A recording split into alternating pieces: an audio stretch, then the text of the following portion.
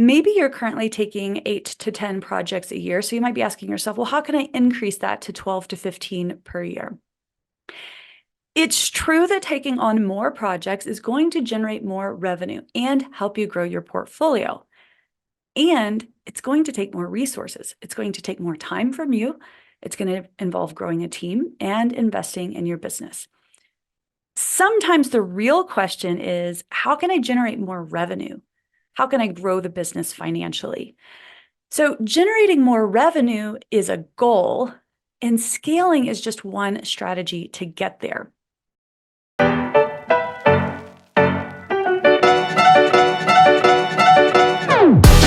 Welcome to the Designer's Oasis podcast. I'm your host, Kate Bendewald. If you're tired of one-size-fits-all advice to running your interior design business, you're in the right place. Join me each week as we dive into topics to help you run a thriving interior design business without the hustle. We'll talk about the business of design, but also mindset and mental health, because I know when you thrive, so will your life and business. It wasn't that long ago that I stepped away from my corporate interior design job to build my own design business so that I could realize my own creative dreams, have more time with the people I love, and serve my clients at the highest level while making more money than I ever could have working for someone else. It wasn't always easy, and I made my share of mistakes along the way. Fast forward to today, and I've learned a thing or two. Since then, I've built multiple six-figure interior design businesses on authentic word-of-mouth referrals with many repeat clients. And I want to share it all with you, the ambitious, inspired, and I get it, occasionally overwhelmed interior designer who shares this dream of transforming lives through the art of interior design. You can do this. Thank you for letting me spend part of this day with you. Let's get to it.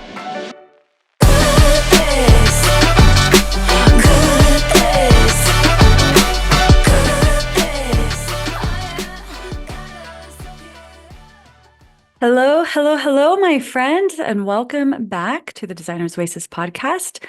I am thrilled to be back in the seat, hanging out with you today.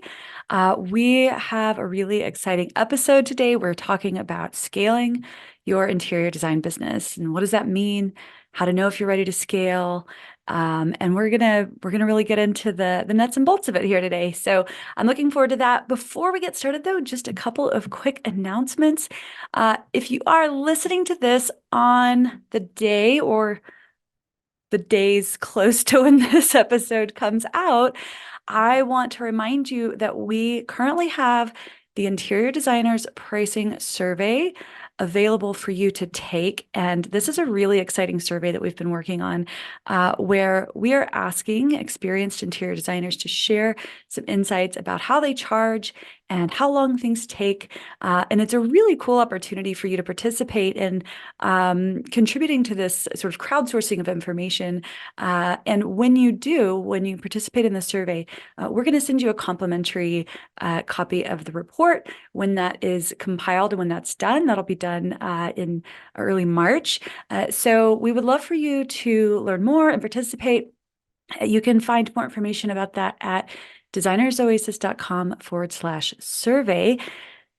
Now, if you are catching this after the end of February, February 29th, you can still access the survey. It'll be available for purchase online. You can use that same URL to find the complete report when it is available. So go check it out. Also, coming up in March, the doors to the Interior Designer's Blueprint are opening again for the spring. We are so excited to bring in a new cohort of interior designers. This is a really amazing program, if I do say so myself, but we have a beautiful group of designers who are already participating in this program, and they're there to support you as well. So am I. You can learn more about it at designersoasis.com/blueprint. Quick overview, it's a one-year program. You can definitely choose to stay longer, and many designers do, but it's a minimum of 1 year, and that is because we want to give you the full support that you need to help get your business affairs in order. We want to help you build a thriving business, and so the program includes a series of masterclasses, 6 masterclasses that take you kind of gives you a 360-degree look at your business, everything from sales to project management to onboarding your clients to a really inside look at the design process, as well as branding and your brand voice and messaging, the whole gamut. So that's included, as well as we have monthly live Q&As. We have monthly guest experts that come in our CEO corner. Sometimes that guest expert is me, but I'm not the only one that comes and contributes. We've got a huge library of past experts that you would be able to access, as well as all of our future guests that are planned for the year. We have a really robust Facebook group where designers are helping each other out and contributing. And the best part about this Facebook group, I have to say, is that because they're all in the same program, we're kind of all on the same page. If you've ever gone to Facebook group and asked a question, you might find yourself getting some really random or bizarre questions, and that's because people don't know your business, right? And so there's sort of a design and business philosophy that is shared among the group here, and I love that so much. So, and then there's a huge resource library that's growing every month. We add resources to it. I want to say there's over 30 resources right now. I could have that wrong. Jackie could fact check me. But anyway, it's a wonderful program. I have poured my heart and soul into this and into supporting designers. And the monthly Q&As is honestly my favorite part of the month, is hopping on and chatting with the designers there. So again, that's designersoasis.com/blueprint. And you can hop on the waitlist right now. And when you do, you'll get early bird access to the doors opening when they do in March. Last thing is, I am going to High Point. I was supposed to go last fall, and there were some last minute hiccups that prevented me from going, but I'm going again. I've got my flight, I've got my hotel, and as my mom would say, God willing and the creek don't rise, I'll be there. So if you are going to High Point and you want to meet up, we don't have any firm plans lined up yet, but you can go to designersoasis.com/High Point, give us your email and phone number. And as we get closer to market, we'll send out an email, and we'll come up with a place and a time to sort of meet up where you can meet other listeners of the podcast, you can meet members, and of course, I'll be there too, and I'd love to meet you. Super casual, nothing formal. So, but I'd love to meet you if you're a listener. I love to meet designers and talk with them. And so I'd love to see you there. Again, you can share your contact information with us at designersoasis.com/High Point. All right, well, that's it. Let's get into it. So today we're talking about scaling your business, right? And what does that mean? When we think about scaling a business, the first thing that typically comes to mind is, how can I get more project work? Maybe you're currently taking 8 to 10 projects a year. So you might be asking yourself, well, how can I increase that to 12 to 15 per year? It's true that taking on more projects is going to generate more revenue and help you grow your portfolio. And it's going to take more resources. It's going to take more time from you. It's going to involve growing a team and investing in your business. Sometimes the real question is, how can I generate more revenue? How can I grow the business financially? So generating more revenue is a goal, and scaling is just one strategy to get there. Okay, so we're going to talk about both. We're going to talk about what are other strategies to increase your revenue, because maybe that's the real question that you're getting at. And if you're going to scale, what does it take? Is that path right for you, and are you ready? Okay, so when I talk about scaling today, I'm talking about increasing your capacity for more projects. It's a very specific definition for me when talking about scaling. Generating more revenue is a goal, and scaling is a strategy to get there. There are other strategies to increase your revenue, and scaling may or may not be the path you want to take. So let's talk about that first. What does it mean to scale your interior design business? Again, it doesn't always mean taking on more projects. Here are some other ways that you may consider increasing your revenue without taking on more projects each year. Number one would be thinking about how to manage and run your projects more efficiently. Projects that finish more quickly are more profitable, and you typically have happier clients. Okay. Now, as you become more efficient, you're going to have more time on your hands. You can choose how you want to use that extra time. Maybe that is scaling. Maybe that is taking on more projects per year, right? Because if you could get through a project faster, then you can move on to the next project, okay? But maybe for you, taking on more projects isn't your goal. This goes back to your quality of life goals and thinking about what do you want that to look like? Okay, for some people, taking on more projects, building their portfolio is going to be a clear goal. And for others, you want to use that time to focus on your family or your hobbies or taking care of loved ones, whatever the case may be. So you get to decide. But when you focus on running more efficient projects, then you are naturally going to find yourself with more time. If you choose to not take on more projects, I'm going to retract that. Regardless, as you become more efficient, right? And how do we become more efficient? We become more efficient through, first of all, focus and really looking at our processes and thinking about how to produce quality work in less time, right? But you get to choose how to use that time. But as you do that, you're going to want to charge more for your services, okay? It's just a natural evolution that people who have more experience are faster and they're going to want and need to charge more for their services. Other ways that you might consider increasing your revenue without scaling might be leveling up the kinds of projects that you are working on and the projects that you're willing to accept.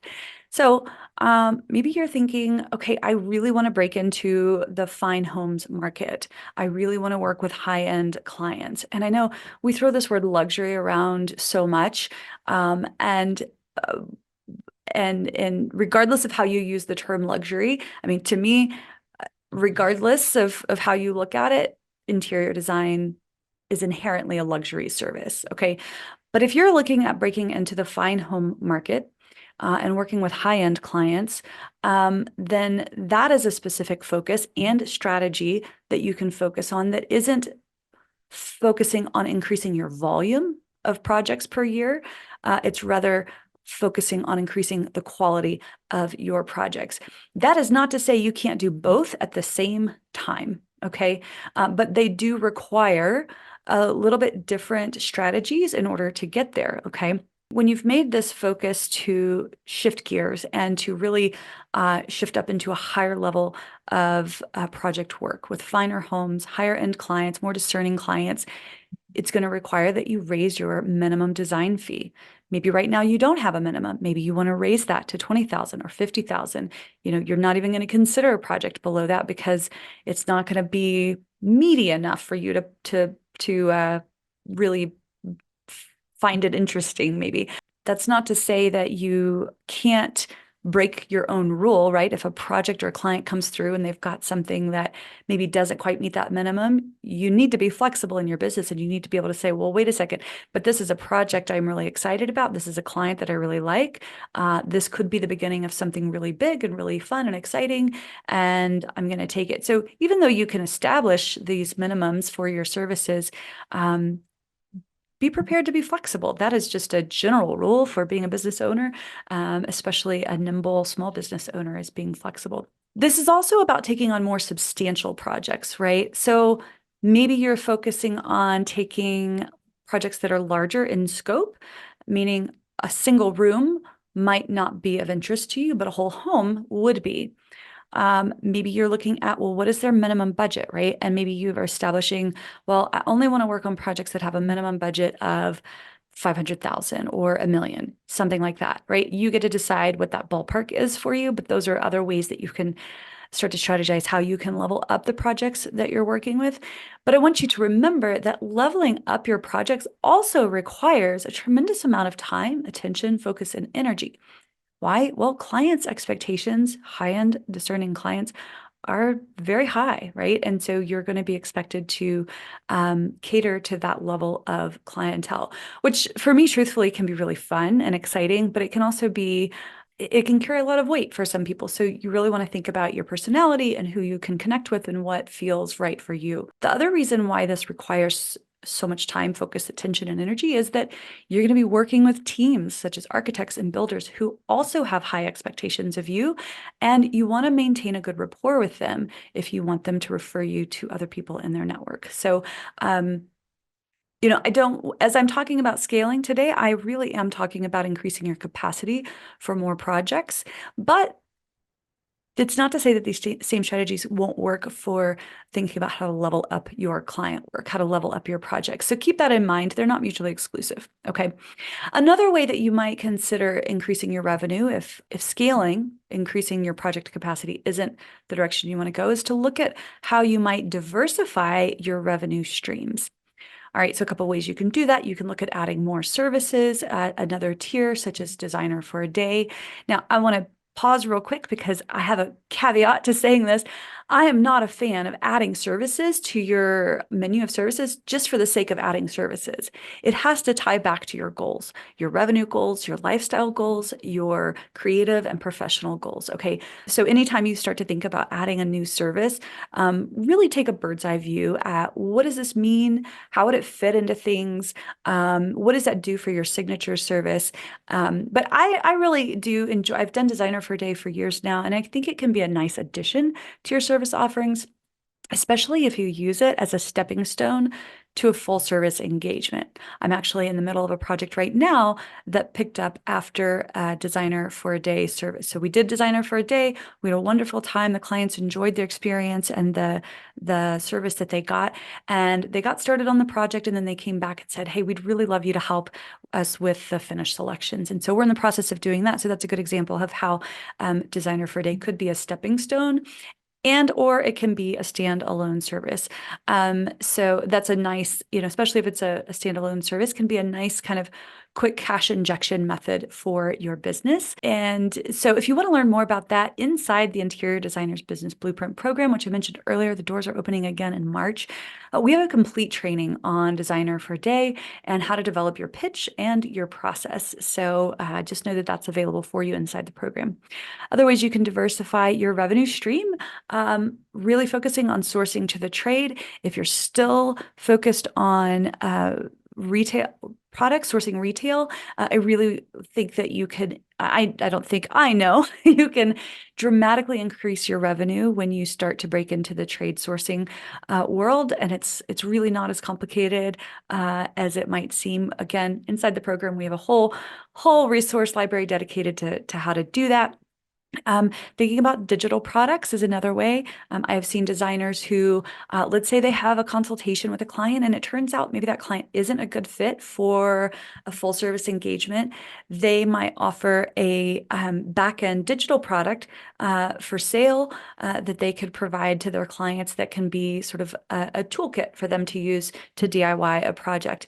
And so digital products or an online shop could be other ways of diversifying your revenue stream. I want to say this about an online shop. I know that a lot of designers get really excited at this idea of having an online retail store, digital shop, maybe using a company like One Side Door, or Side Door rather. That can be a really great revenue stream, but it also requires a tremendous amount of marketing and dedication. And so there would be a whole strategy that would be needed to go that route. If that's a way that you wanted to go, it's not something that you can just put on your website and all of a sudden it's not, if you build it, they will come. It does require a tremendous amount of marketing. And so that would have to tie back to your goals of what you want. But I think it's important to mention it because it certainly can be a viable revenue stream if it's done well.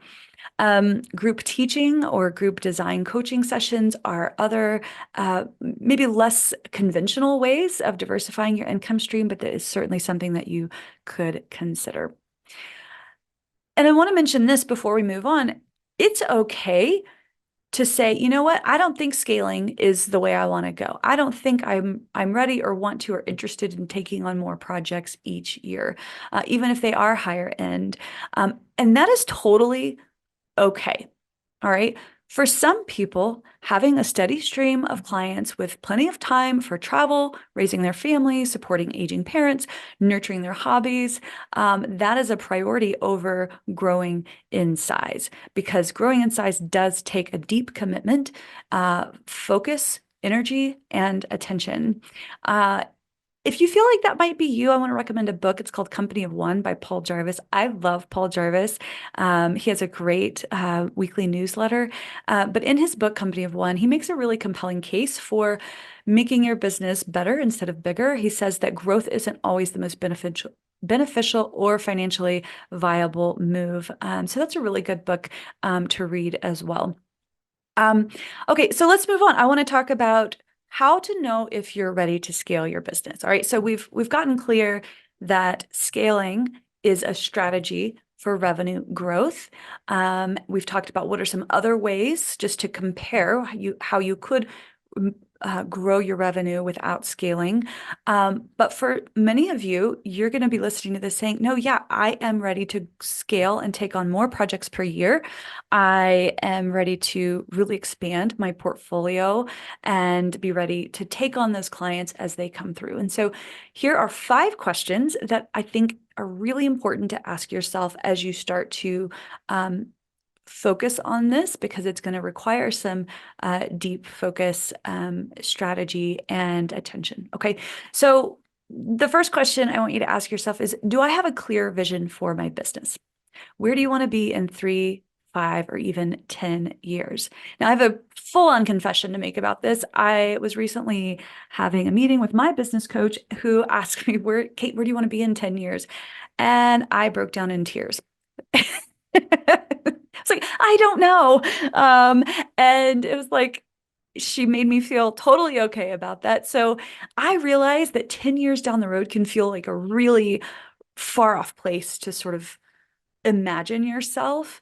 And if that's the case for you, you can back it up to 5 years, 3 years, or even 1 year, just to get started, right? And so what we found out, now, I'll be fair, she caught me on a rough day. It had been a rough week. And so we're going to revisit that conversation. But what we ended up doing that day was we started with, well, what about in 1 year, and moved forward from there and progressively got closer to the 10-year mark. And that was much easier for me to think through.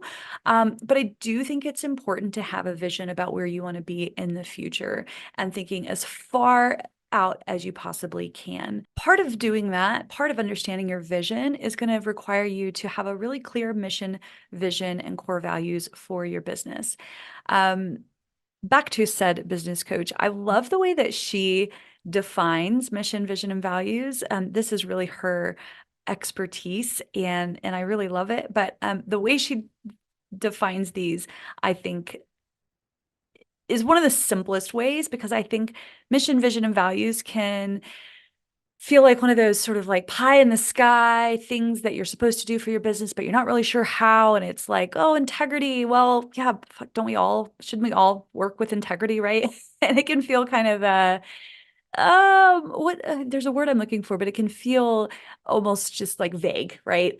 But actually having your mission, vision, and values can help you have tremendous clarity in where you're going and what you want to be doing. But anyway, here's how Leora, my coach, defines mission, vision, and values. By the way, in case you didn't notice, there will always be a little expletive on this podcast. I have a potty mouth. I can't help myself. So if you've got little kids in the car, just keep in mind there might be the occasional F-bomb. All right, so there, you've been warned. Mission is why the fuck you get out of bed every day. All right, I love that. Easy enough for all of us to understand. Why do we get out of bed every day? Vision is what happens when you get out of bed.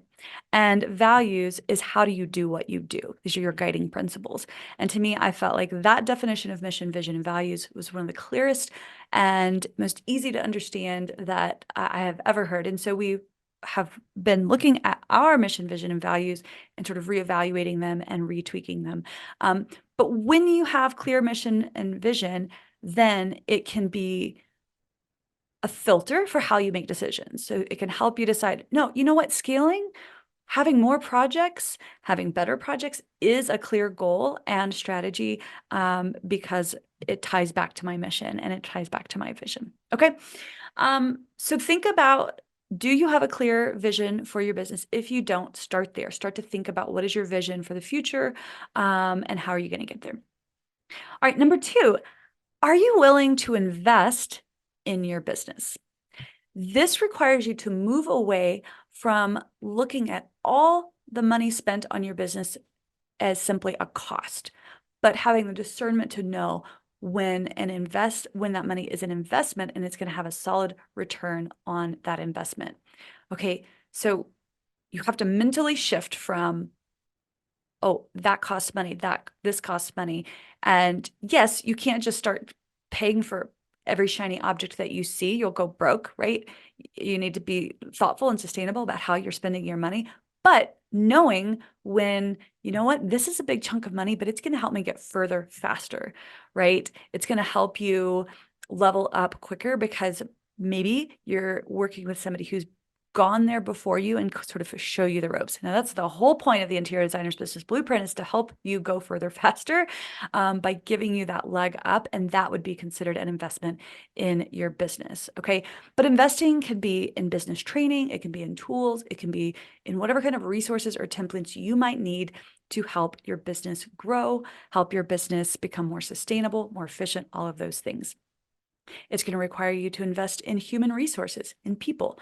At some point, if you haven't already, you're going to peak in terms of how much work you can produce on your own, and you're going to need help through humans, team members, to support you.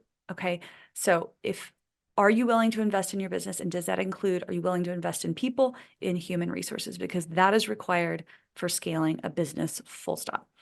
Thinking about software, especially looking at automations, things like Honeybook or Dubsado, which can really help you be more efficient so that you can nurture and serve more clients, right? You're going to need that time to have a more high-touch experience for these clients that you're aiming to serve.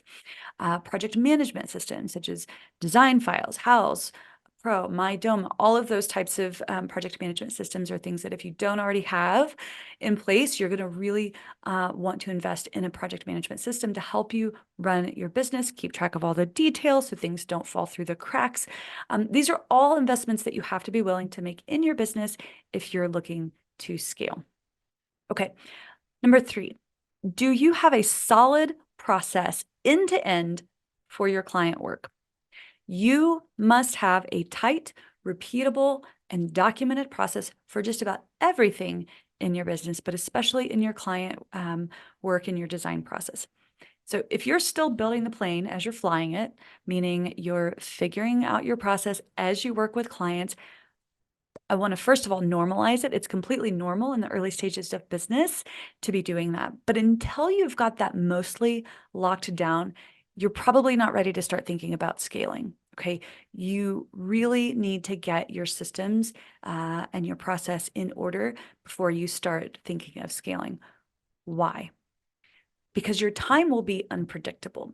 If you don't have a process that you can refer back to, that you can teach to someone else, that you can pass off to someone else like a junior designer, trying to scale is simply going to be a distraction from getting those processes in order first.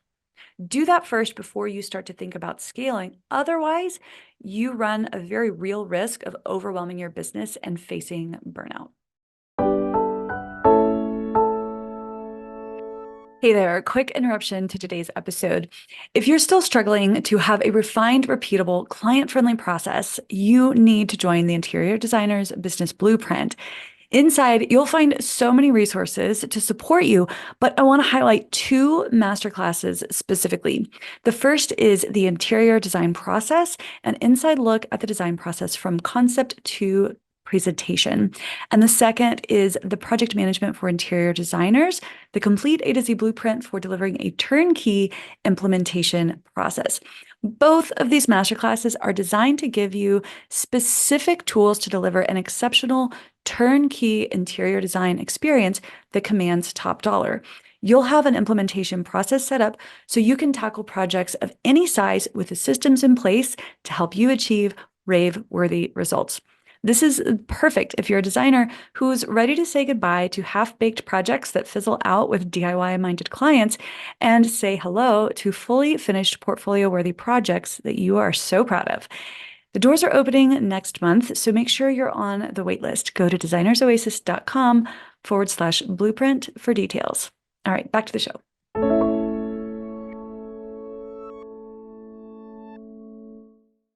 Number 4, do you currently have a solid pipeline or wait list for project work? This is going to require you to be really honest with yourself. Scaling does require that you have a pipeline of work that you can count on. So how do you evaluate your pipeline? I want you to think about a few numbers in your business. First, I want you to look at your website traffic and what does that look like? I want you to look at your number of qualified leads that come through the door each month, okay? And how many of those qualified leads are you closing? Are you converting to clients? So real quick, I just want to mention that it's really important that you hear that I'm saying qualified leads, because if you're getting 100 leads through the door each month, but they aren't the kinds of clients that you want to be working with, meaning they're unqualified, such as they don't have the kind of budget that you need, or they're folks that want quick fixes, or a timeline that doesn't work, then it's important to break out how many qualified versus unqualified leads are you getting there. So inside the Interior Designer's Business Blueprint, I offer a conversion tracking tool to help you track your conversion rates. It's one thing to have web traffic, but if visitors aren't taking action on your website by booking a call or perhaps downloading a lead magnet, if that's something that you have, then that's a website or design or messaging problem. Okay, and you need to fix that first. And so that tool helps you sort of evaluate, what does my current pipeline look like? Where might it need to be? Where do I need what do I need to fix first, right? Because you need to be looking at your website traffic. If you have no website traffic, then that is a marketing problem. If you have no conversions, that is most likely a website conversion problem, a website design issue. If you're getting lots of leads, but they're not qualified, then that's a messaging problem. And you need to fix all of those things before you start to think about scaling. But if that's feeling good for you, you've got solid traffic, you've got a decent amount of qualified leads coming through the door. Now, not everybody that comes through the door should be a win. We're going to save that for a whole other conversation. If you're closing 100% of your calls, then you probably need to raise your rates. But it's important that you have a solid pipeline in place first, and that you are looking at your conversion rates to know if there's anything there that might need fixing first. Okay. If you don't have a solid pipeline of clients or a wait list, I would focus on that first, focusing on that business development piece before thinking about scaling. All right. And the last question I think it's really important to ask yourself is this: are you willing to move from the tactical, such as working in your business, right, to more strategic work, working on your business? All right. Scaling is going to require that you build in time to work on your business, not in your business. Your business requires that of you no matter what, especially if you're a one-person show. But as you grow, it's going to require that either you or someone can be responsible for that role. Okay. If you are, and I know many designers who have done this beautifully and have done this really well. Let's say that you do not have the strength, the know-how, the expertise to focus on business development, sales, marketing, social media, all of those things, then you need to have somebody in your corner who's going to do those things. It's perfectly okay to acknowledge that that's not my skill set. That is not something that I'm an expertise at. It is draining for me. I want to be producing drawings, working with materials, doing client meetings. We all want to do those things, right? And most of us have a tolerance for doing enough of the strategic working on your business to be able to have a healthy business. But as you scale, it's going to require more of you in that role. And if you're not willing to commit yourself to that kind of work, then it's important that you have somebody on your team that can be that person that can play that role. Okay. I hope that's clear. That it's perfectly okay to acknowledge that, but you can't just say, well, I just can't do that. That's not what I want to do. That's not my expertise. And then also not be willing to hire someone to be that role. Okay. So in closing, I want to just recap the 5 questions. Number 1, do you have a clear vision for your business? Number 2, are you willing to invest in your business? Meaning, are you willing to stop looking at every dollar spent as a cost, but understand which ones are true investments that have a return? Do you have a solid process end to end for your client work? Do you have a solid pipeline for or waitlist for project work?